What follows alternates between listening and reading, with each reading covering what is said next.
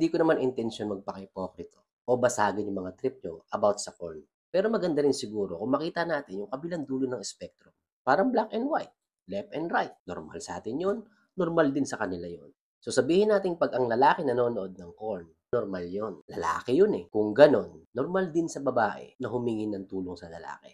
Normal yan sa kababaihan.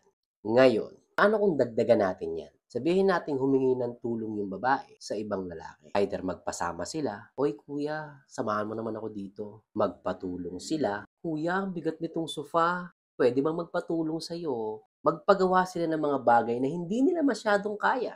"Kuya, naplatan kasi ako. Anong gagawin ko?" Normal yan, di ba? Pero what if yung babae ay nasa isang relasyon? Sabihin nating ikaw yung karelasyon. Ikaw yung asawang lalaki. At every time na may kailangan yung asawa mo, hindi ikaw ang lalapitan niya. Hindi siya hihingi ng tulong sa'yo. At instead na sa'yo siya magpasama, si kuya ang niyayaya niya. Ibig sabihin, kay kuya siya nagpapasama. Bakit? Kasi either ayaw mo, wala ka, o busy ka. Normal din naman yan, di ba? Lalo na kung alam mo naman. Justifiable, acceptable, at napag-uusapan din naman yan. Pero ang pinaka-importante ay kapag okay lang sa'yo yan. Walang problema dyan. Pero paano kung hindi pala okay sa'yo yan? Alam mo yung andyan ka naman, pero lalabas pa siya ng bahay, pupunta sa kanto, hahanapin si kuya at sasabihin niya, "Kuya, patulong naman ako." Tapos padalas ng padalas yung pagtulong ni kuya dun sa asawa mo.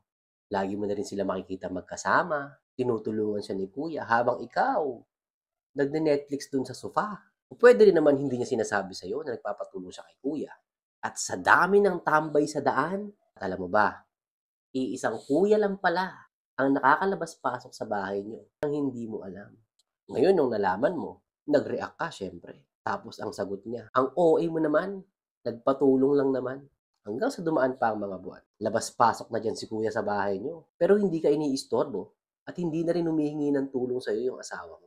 At dagdag ko nga pala, si kuya, nakalimutan kong sabihin, macho at gwapo din pala. Pag pumupunta sa bahay niyo, napakabango. At kahit pawisan na, amoy fresh pa rin si kuya. Hindi kagaya mo, napahila-hilata lang sa sopa. Yung dating 150 pounds na pinakasalan niya, 300 pounds na pala. Ngayon, mapunta na tayo sa interesting part. Yung magsisimula mo ng ma-feel na kahit andiyan ka naman, hindi ka na niya kailangan. Tapos sa umaga, habang nagkakape ka, titingin ka ngayon sa salamin. Makikita mo, Teletubbies ka na pala. Hindi mo na ngayon makita yung dating ikaw na tall, dark, and handsome sa kanto. Ngayon, unti-unti na bumaba yung confidence mo. Kasabay ng pag-evolve ng insecurities mo. Habang yung asawa mo, gumaganda. Hindi mo ang haggard.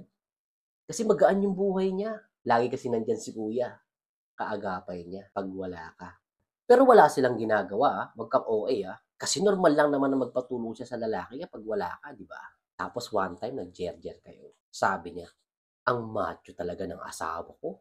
A few moments later, pumunta ka sa banyo, tinignan mo yung sarili mo, at wala kang makitang macho sa katawan mo. Ngayon, mapapaisip ka, ako kaya yung iniisip niya kanina?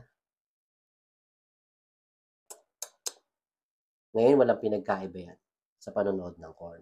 Dahil hindi porkit normal ay tama na para sa relasyon. Matuto tayo makiramdam, mga chong. Isipin mo rin kung ano magiging epekto ng corn sa inyong relasyon. Kasi hindi porket harmless tignan, harmless talaga yan. Mahabang topic yan, pero ito ang magandang tanong dyan. Ano bang mas importante sa'yo para sa relasyon nyo? Ito depende sa trip mo, kung saan mo ibabase yung pundasyon ng relasyon nyo. Capital A, ibabase mo ba yung pundasyon ng relasyon mo sa convenience ng tinatawag nating normal?